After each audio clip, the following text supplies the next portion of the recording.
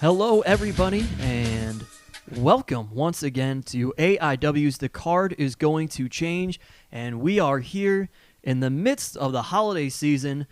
We hope you enjoyed whatever holiday you just recently celebrated. We're hoping we appeal to everybody. I don't know. We're hitting all the demographics. We are. Really politically correct there. Yeah, sorry. And well, not sorry. And also, we hope that you're going to enjoy your new year, which is coming up here at the end of the week. This, of course, is The Card is Going to Change, as I said. But since we are in the middle of the beautiful Cleveland winter, this episode is going to be dedicated to times the weather has impacted AIW shows. My name is Steve Guy. I will be joined momentarily by the owners of AIW, John Thorne and Chandler Biggins. But first, of course, we want to thank our sponsors of the show, keeping us warm in our hearts and in our stomachs. Gotta pay the heat bill, brother. Thank you to Angelo's Pizza, again, feeding us today. Very rarely do we get to pizza, but we love everything else there. Well, because they heat our clothes and jackets in the pizza oven to keep us warm. That's not just unsanitary, man. Yeah. Seinfeld, man. Calzones. Warming up with some Italian wedding soup right now. Needless to say, you should absolutely try out the award-winning pizza that is at Angelo's, along with some of their other dishes. Chicken broccoli pizza was where it's at. Angelo's on Madison Avenue in Lakewood, Ohio. Also, thank you to Smart Mark Video, who provides all of our DVDs, our MP4s, and digital streaming. Look at all these DVDs they put under John Thorne's Christmas tree. It's quite full. He hasn't even opened them yet. No, grab bags. And, of course, thank you to Jack Prints, who handles all of our printing and graphic design needs, and they could take care of yours as well. They will print on just about anything. Check them out at jackprints.com. JAKprints.com. There you go. That was the voice of Chandler Biggins and then John Thorne. So let's get into it. The snow has been falling all around us in Cleveland, Ohio for some time now, and it is going to continue to do so. What about those times when the weather impacts a wrestling show, guys? Has that ever happened before? What happened when? Oh, my God, dude. You got to... I'm going to delete the podcast app from your iPhone. Well, now, let's start with this. Some people who listen to this around the country don't realize that Cleveland seemingly has a winter that sometimes starts in September or October and goes all the way sometimes till April and May. Yeah, because if you look at a map, we are definitely in the middle of the snow belt. Yeah. It comes from Canada over Lake Erie right into Cleveland. And Biggins showing that he watches a lot of the news broadcasts. That's right. He watches the Weather Channel. Read a lot sometimes. of newspapers. We watch a lot of news. Now, this guy is such a mark for newscasters. we 100%. know. In one case, in one instance, Sometimes you fall in love and they move to Texas. you want to give her a shout out? Home of Bash.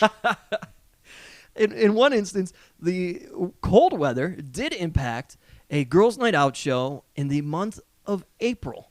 Oh yeah, we'll talk about some other bad weather shows, but we thought we could break the curse of bad weather because running anytime, like you were saying, it starts in fall and ends in spring, and you could have snow at any time.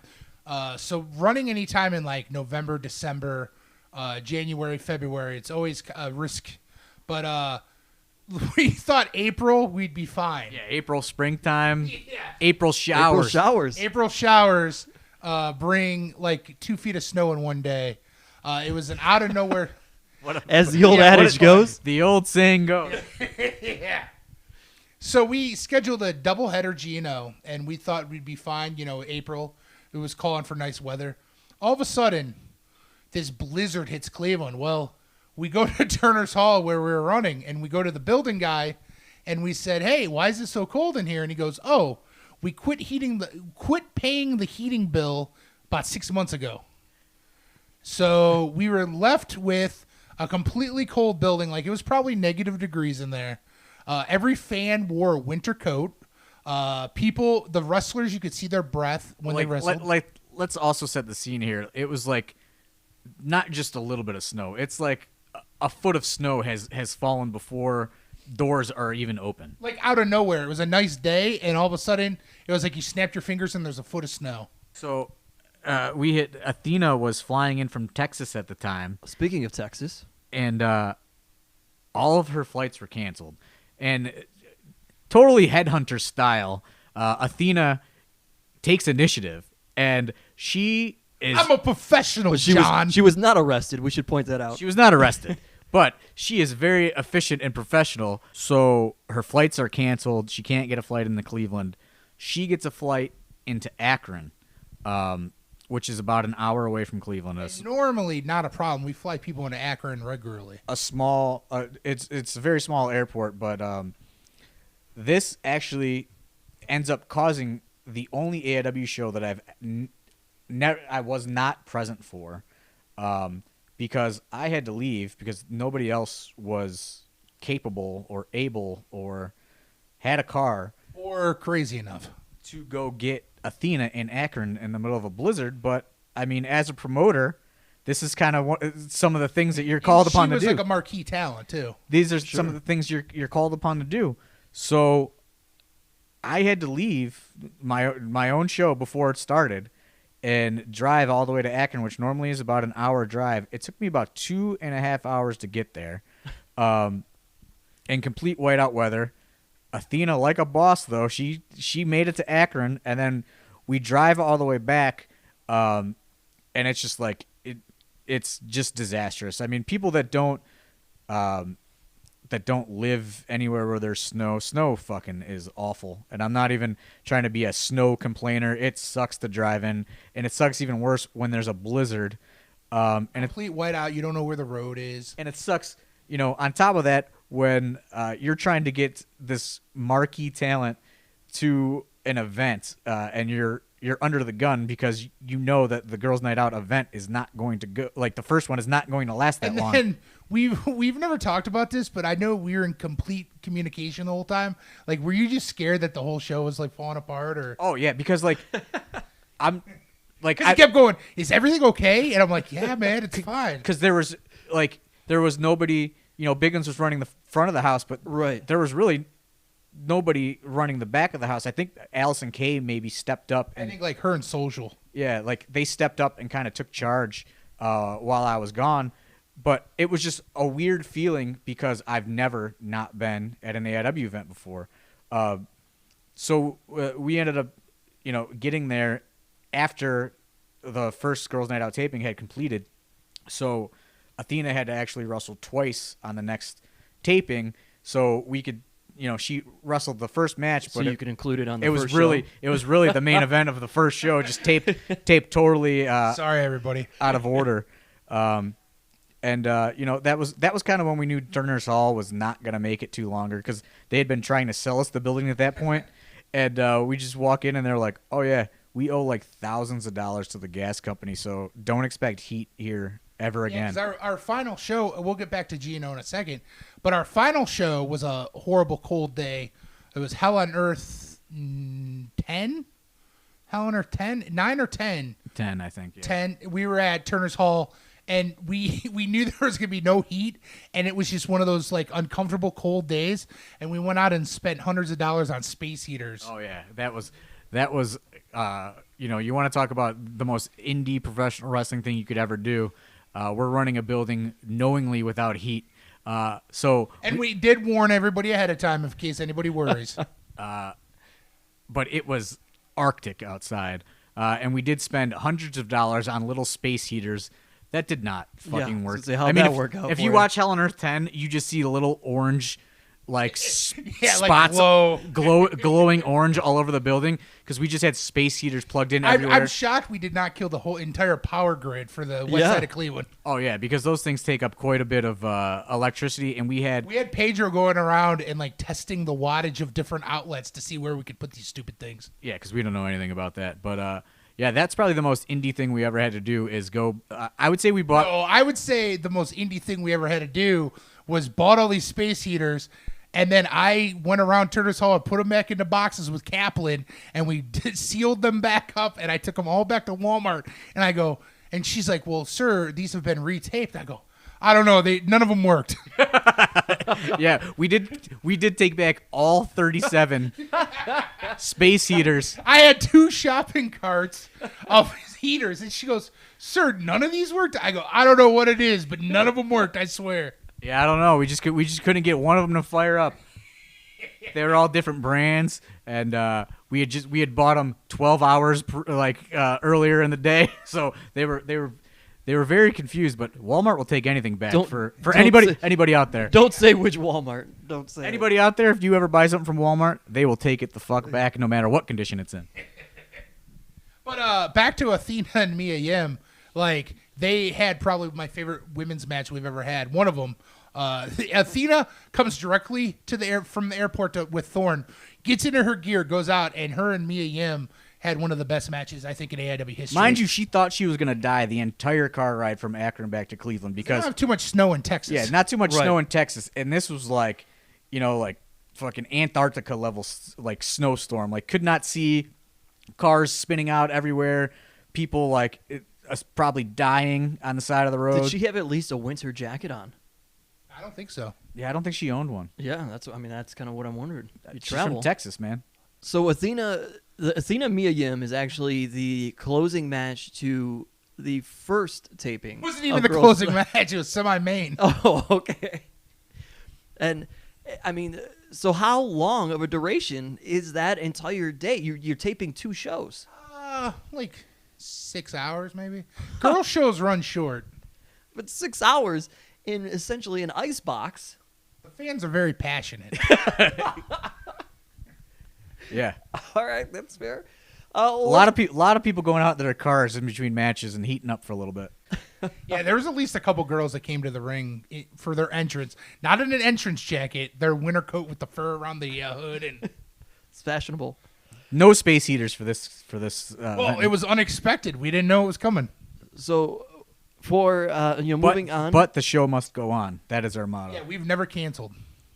Well, that's maybe there are times where you should have. I don't know. No, I don't believe in this weather causes you to cancel. Like, okay. There's a guy recently that somebody told us about that 4 days before a show he cancels it because he says the weather might be bad. Like, that's not a reason to cancel a show. We've gone through some real rough patches. Like there was a show in another April show we ran in 2008. It was March, I believe. March? Or April, yeah. March or April 2008. Destroy Everything. And this was at a different venue. Yeah, this is down in the flats at Mulberry's, right by the river. It was a big, like proper downtown Cleveland, near the Harbor Inn. Near the Harbor Inn. Love the Harbor Inn. Shout out to Wally. That's right. Yeah, completely downtown Cleveland, right next to the river. It was like a perfect setting. I think the snow came right off of Lake Erie, right on top of our show. Yeah, like it was another same situation, springtime. Nice day. Yeah. Just like an awful turn of events. We had Jerry Lawler booked to a no-show that day. Well, canceled the day of. Well, me and bartender Nick Sanka, we sat at the airport for 2 hours, and we're like, okay, all these Memphis flights keep coming down, and there's no king. So, because he never contacted us, and then we finally get a hold of him, and then something was wrong with somebody in his family, and so we understood why he canceled, but it would have been nice to get some forewarning before we're standing at the airport. Sure. Yeah. So we end up through his booking agent, because we weren't dealing with him directly. We end up booking Al Snow. He did call you at that point. Yeah. And we end up booking Al Snow because he is within drivable distance. He was in Louisville, Kentucky.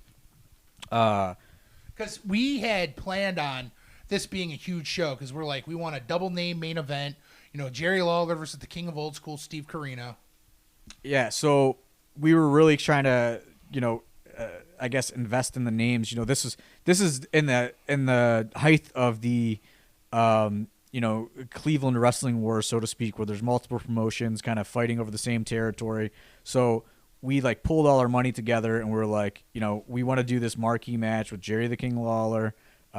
We hadn't really booked a lot of name-ish guys at that point. And then, he ends up canceling. And then a snowstorm hits. We book Al Snow. He gets there.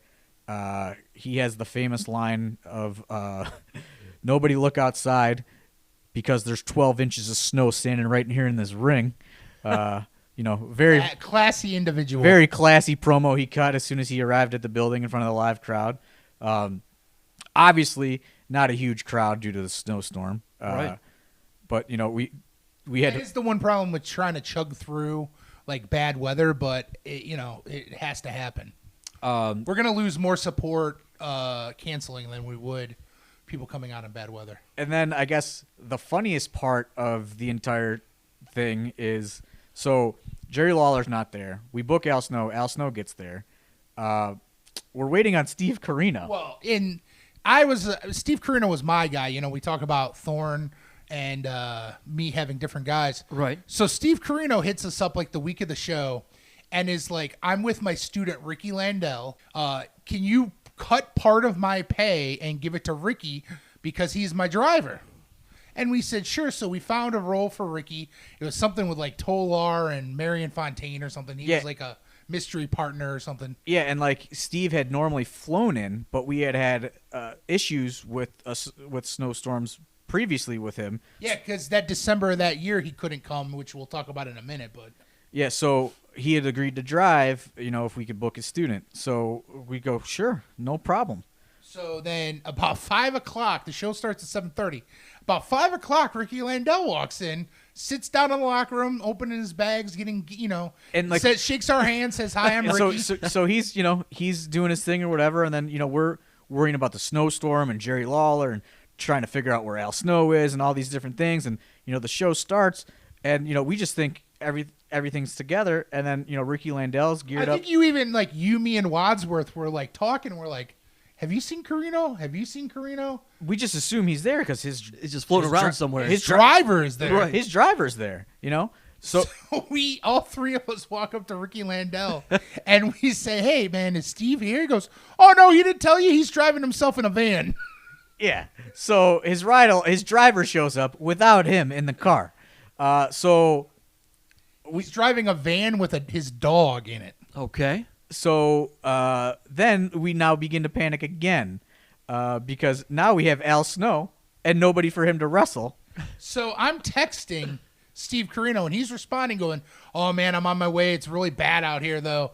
It's really bad, really bad. So I'm talking to him up until the show, Well, still isn't there. The semi-main event was M-Dog 20. It's some kind of tag match with M-Dog. I think it's Sterling. M-Dog. It's M-Dog 20 and Dio Salvador versus Sterling James Keenan and Josh Prohibition. Yes. Because that was right when Josh came back. He's heel Josh. Yeah, him and SJK were doing like this weird heel thing. And Josh Prohibition would do the leg kicks, which I love. Yeah, and Corey Graves would wrestle in a fishnet hustler shirt. It was really And leather pants. a real weird look he had going on. People think his suits on Monday Night Raw are weird. You've seen nothing compared to the fishnet And era. I love his suits on Monday Night Raw. Yeah, well, pick up some old AIW and check out that He fishnet dresses shirt. dapper. AIWarchives.com. I remember there was a guy in the crowd, Cock Lesnard's a good friend of mine. He used to come to the shows at that era and get real drunk, and he would just stand at the guardrail and just go, fish, net, shirt. And that was his whole taunt. And he would just say that over and over and over again. Cock Lesnard's also the man famous in that era because he would strip his shirt off and have pose downs with Seth Rollins. Yes, he would do that. And now Here's huffing ether, here's a tip. allegedly. Here's a tip to wrestling promoters around the world. Don't invite your real life friends to come to wrestling if they don't like wrestling because they don't get it and they're gonna get real drunk. Well, they might like wrestling, but they don't know independent wrestling. Yeah, and they're gonna get real drunk and it's gonna be real embarrassing for you. We'll talk about this in a couple minutes. Yeah. Oh, yeah. That's a very, very, very Good example. good of what example you of, just- of why you should not involve your real life friends. So I'm- Steve Corino. Yeah, we back haven't to Steve heard from him. Corino. I'm texting him. So the semi-main event is going to the ring, and Al Snow keeps going, where's Steve Corino? So they're wrestling in the ring, and I think they were scheduled to go a long time because it was like the real AIW main event, and the names were like just the icing on the we cake. told them the stretch because Carino Steve- Carino says he's close. So Corino quits responding to me. So they're in the ring. They do like 45 minutes, I think, in the ring. Well, in the meantime, Steve Corino is not responding anymore. Ricky Landell took his money and bounced. It's just super weird.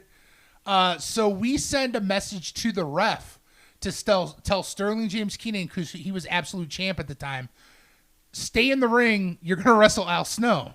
And you talk about old school. Literally, neither of these guys talked 1 minute about their match. Yes. Because So, we tell Al, you're gonna have to go out. You're gonna have to call it on the fly, and of course, Al is no problem. and he goes, "Oh my God, this is your champ." He was excited to work the champ.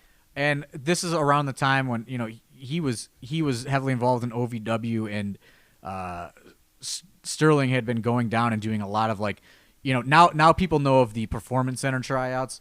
Well, before at OVW, they would have you come down there for a week, and you would try different gimmicks out, and things like that. So, Because I don't know if it's ever been stated, but not to reveal too much, but Sterling James Keenan was possibly going to be in the Kevin Thorne gimmick before it was Mordecai. He was brought to OVW to work with Shelly Martinez and test out the vampire gimmick because I guess that was a gimmick that they had. Heyman wanted a vampire. Yeah, they All had right. planned. So he was I don't know if these where the timetables line up, but I think it's right around this era. it's when Heyman was booking OVW, and they brought Sterling down to test out the But he vampire had gimmick. multiple tryouts as well. Yeah, but so Al was excited to work with him, especially calling it on the fly because he was so much close to the WWE developmental system. He's a guy that they kept thinking about signing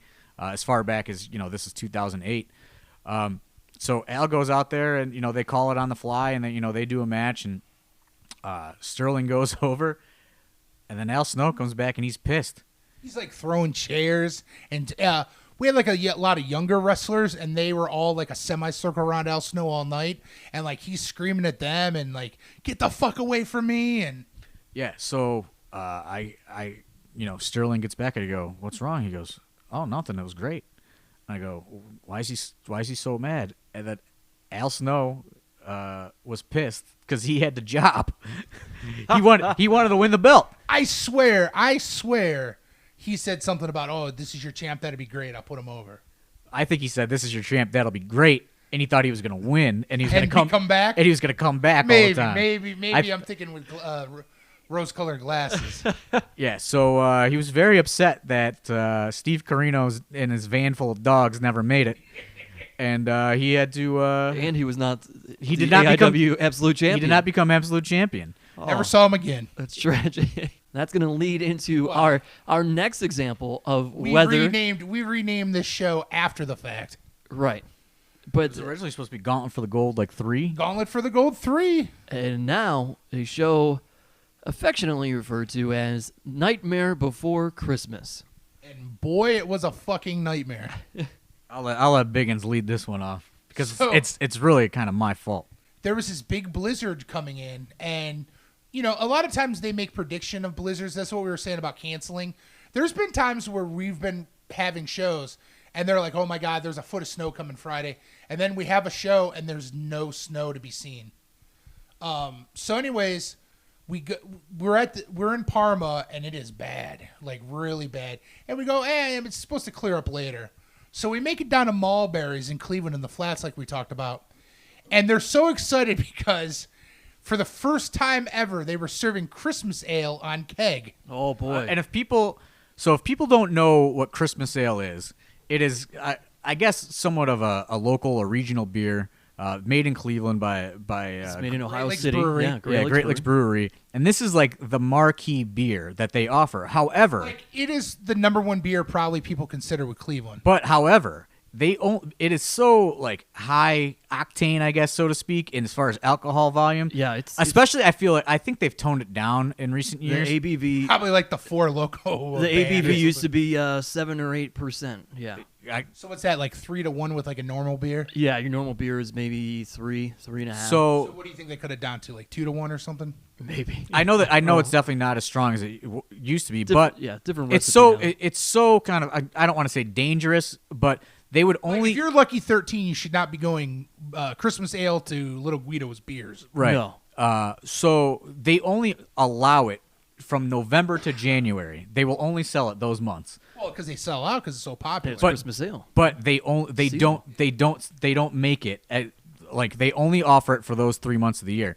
So it's like a huge deal when Christmas Ale comes out. Well, even now, They do 'cause it. bars throw like just parties for the untapping. They do a tasting the day of at Grey Lakes Brewer that starts at 10 or 11 in And the sells morning. out the whole And there's a time. line around the block just for you to get a little sample of it. Yeah. Like, just if you don't sampling. know anything about Cleveland, like Christmas ale is like the number one thing people talk about at beer Christmas is what time. in people Cleveland. live for. I will tell you this, as a guy who used to work in restaurants and manage them, there was a point in time where the top 3 beer kegs sold in the Northeast Ohio area went Bud Light and Miller Lite in any order. Number 3, Christmas Ale, and was only out for 9 out of 52 Yeah, weeks. Christmas time in Cleveland, there's 2 things: Christmas Story House and Christmas Ale. That's all there is in Cleveland. I don't much. touch the stuff because I just had bad experiences on it.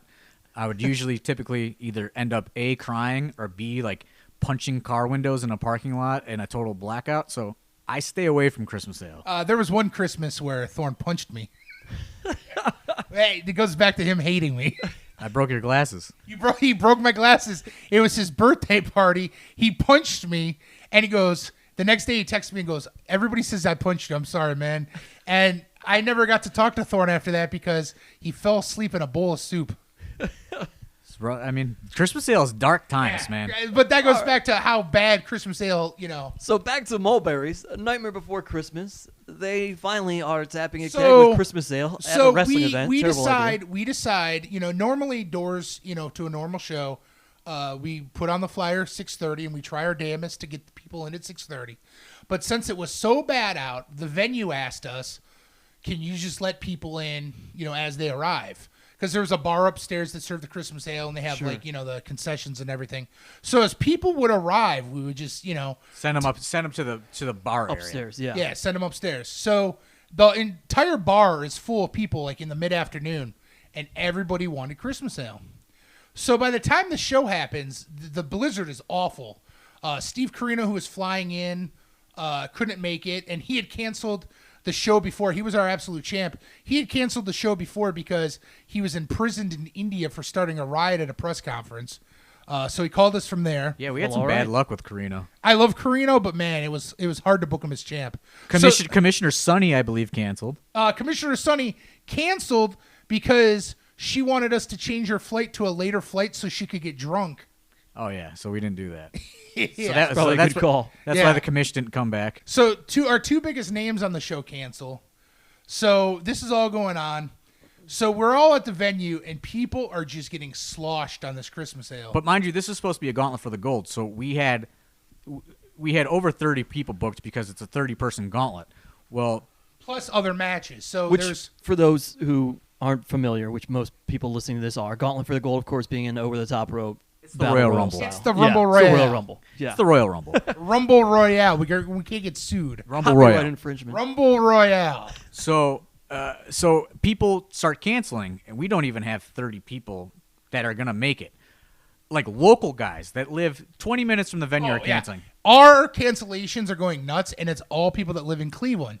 And this was going to be a huge show for us because, the split had happened with AIW, and we were trying to get our roster, like rebuild a roster from nothing, basically. So this was the show that Johnny Gargano was going to return to after a year gone. This was the show that DJ Z, Shima Zion, was going to make his big return in the Gauntlet. So we had all these big surprises for the Gauntlet. Plus guys like Gregory Iron were going to debut. Homeless Handicap Connection was going to debut with Greg. No, that was made up on the fly. They were just going to be in the gauntlet. They were gauntlet. Oh, guys. really? Yeah. Okay. So Hobo Joe was going to be his debut, I think. A bunch of people. And little did we know that all the people 20 minutes away are canceling. Next thing you know, Shane Hollister and Tyler Black, Seth Rollins, they just walk in after 9 hours of driving from Iowa. Well, it's probably more than 9 hours. Yeah, with the snow. I will never forget the visual. Tyler Black rolls in with like a black trench coat on, just like his winter coat, and he's just fucking ready to go. And you want to know why like certain guys make it and certain guys don't? All like the 40 milers from Cleveland all canceled on that show because the weather Yeah. was bad. This guy was just like Athena. You wonder why Athena made it. This guy was not going to miss this show. Whether He's not going to miss a shot no matter what the weather is. So, this is just like independent wrestler Tyler Black, pre-Ring of Honor Tyler Black. His biggest exposure I think up until this point was like IWA Mid-South shows. So like But he wasn't going to miss a shot because he knew, this is what pro wrestlers do. You make this. Because if you're a pro wrestler, every shot is important. No matter, you go back to the old. If there's 5 people or 500 people or whatever. It's like it's like a common term now. Like making towns. Tyler fucking Black made the town, and what? No snowstorm is going to stop him. Yeah, but fucking the guys up the road aren't leaving their driveway. This guy drove. I think he said that day like it took him 14 hours or something to get to the event, but he was there early because he saw that there's bad weather, so he left early, and it just and wrestled and drove right back home. Yeah, didn't ask for a hotel, nothing. Wrestled, got his money, and just drove back home. Which we'll talk about how he got his money in a minute, but so it's just one of those things. He made the shot, but it turned out to be an awful experience. Well, not for I mean, it was great that he came and wrestled, but I'm saying for all the wrestlers involved, it turned out to be an awful day. Well, Thorne had a guy he was buddies with, and I was buddies with by default because he, just friends with Thorne. His name is Brad, and he was known as Moonshine Muck McGee. And we'll paint the picture for you. We talked. We'll talk about him on a future episode. But he wears a leather cowboy vest, a cowboy hat, and he would paint a full beard, a facial beard, on his face in Sharpie marker. And he would occasionally make cameo appearances in like the Gauntlet. It's a terrible idea. You don't wash that off. No, right it doesn't away. come off. Brad's really turned his life around lately, but yeah, corporate Brad. So this guy is just like our buddy. So he's like, involved in the show. And somehow just it being a wrestling show, there's a kendo stick. Well, he was getting hit with it by another one of his buddies to the point where his entire body was bleeding. Oh, man. So then he comes out and tells people, all like Thorne's crew in like the front row that had been drinking Christmas ale all day. He goes to them, "Oh, the wrestlers beat me up." But that's not even what caused what happened. That's icing on the cake. Okay, go ahead. So my other friends are there, and it's they're cousins. So my buddy Danny is there, and my buddy Chris, who was my roommate / landlord at the time, his girlfriend is there, and they're all drunk on Christmas ale, and Christmas ale just makes you an idiot. So Danny's claims that Christmas ale has numbed his entire body to where he can't feel anything. So Chris's girlfriend just starts punching him in the face over and over again. Moonshine Monk McGee's sister, by the way. Yeah, okay. So it's a whole thing. Very incestual. Yeah, it's a whole thing. So she's punching Danny, and Danny comes out like from by the locker room area, bleeding everywhere. Meanwhile, this is moments after Moonshine Monk McGee has said the wrestlers have beaten him with sticks. So all these people are bloody, saying the wrestlers are beating their asses. But essentially, it was them doing it to each other, but they didn't want to admit that. No, they didn't realize that they were doing it. Because, like I said, Christmas Ale has put them in a whole other just universe of comprehending things. Yeah, we will never get a Great Lake sponsorship out of this now. But yeah, so that's all right. So it's right before my match. So I go. It was going to be this. Why I think we had a kendo stick there was Thorne and this guy, the Thrillbilly. We're going to do a hardcore Christmas death match. Like, I think we called it the Black Christmas Death Match or something. Fans bring the weapons. So we had probably 50 people there, and I think all 50 of them brought weapons. There's Christmas ornaments full of thumbtacks and glass that said, like, hate. And oh, my God. I'll never forget that. Somebody took the time to, with multiple Christmas ornaments, glue with thumbtacks pointing out the word hate across 4 ornaments. The other side said evil. Okay. And then another set of Christmas ornaments spelled out torture. So this is the crowd we're dealing with. And they were filled because they were the hollow ornaments. They were filled with like salt, thumbtacks, broken glass. Yeah, like real demonic like lime shit. Juice, I think. So we're already before chaos has even people ensued. People are real amped up for some violence. We already have violence and we have weapons being brought, and then on top of that, we find out there's going to be tons of Christmas ale. Thorne of the Thrillbilly. Up to this point, the show had just been okay. They really want to put on the show for the fans. So their opening spot is going to be the Thrillbilly hard-weighing Thorne with a box cutter. Yeah, it was real smart. Because they go, we got to get the crowd into it. So I'm thinking about this, and I come to the ring. Well, I would say there's 50 people there. 15 of them are my real life friends who are drunk out of their minds. They're also friends with the Throwboy. They wanted to see us fucking do some dumb stuff. They're all drunk. I get to the ring, and chairs start coming out of the darkness. Like the ECW chair riot. But it's just one at a time. Getting whipped at me. At the time we had ring lights, so the arena was darkened, but the ring was illuminated. So Thorne just sees these chairs flying in, but he can't see where I can't see where they're coming from. And it's just one at a time. And I'm just hearing screaming. And I'm like, what the fuck is going on? Well, it turns out it is my good friend / roommate / landlord. And he wants to kill me because my wrestler friends beat up his entire family. Have beaten up his cousin to a bloody pulp, and the brother of his girlfriend was apparently beaten by a stick. So then, of course, the wrestler thing to do is, like they don't know who these are my friends. Because it started with him, but then all his crew started going, oh, Chris is mad, he's throwing chairs. Let's all join in. So they all start whipping chairs at Thorne. But I think somebody tried to calm Chris down, and he starts fighting our own group of friends, and then Pedro goes. Then they all start trying to come over the rails. So, and I don't know what the fuck's going on. I'll give my impression of Pedro's call. This is my friend / landlord. So I got to go home and live with this guy later.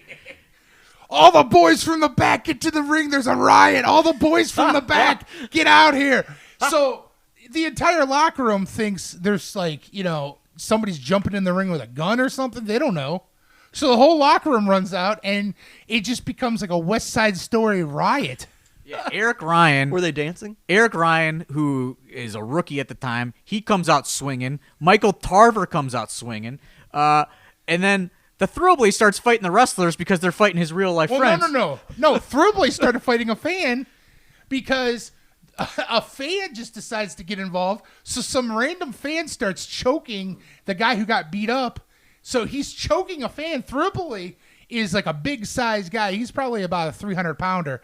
He does a jump over the rail like it was a hurdle. Just starts beating up a fan, all while the fan was beating on another fan. So it just looks like a big pile up, like a football pile up. There's 50 people there. 45 of them are fighting each other or wrestlers, and it's just and I'm looking around. I'm going, these are my friends. And then this is my landlord. The venue starts freaking out, so they put on they couldn't, because they were gym lights, they wouldn't come on right away, so they put on floodlights, emergency lights. I think at one point there was a siren. Yeah. Like a door alarm. Tyrone Evans or Michael Tarver is, he's dragging people out into the snow.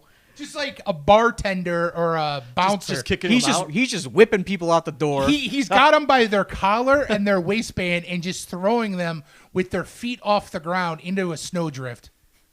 And then, in the middle of it, I see the Throwblade beating up a fan, and I go, I got to stop this. So I just attack the Throwblade, and we start our match. Yeah. So, meanwhile, all this is going on. Moonshine Muck McGee's in the ring, just joking around because he didn't know what was going on. Which he essentially has caused this entire thing with his stick beating story. But to him, it was just oh, man, this is so funny.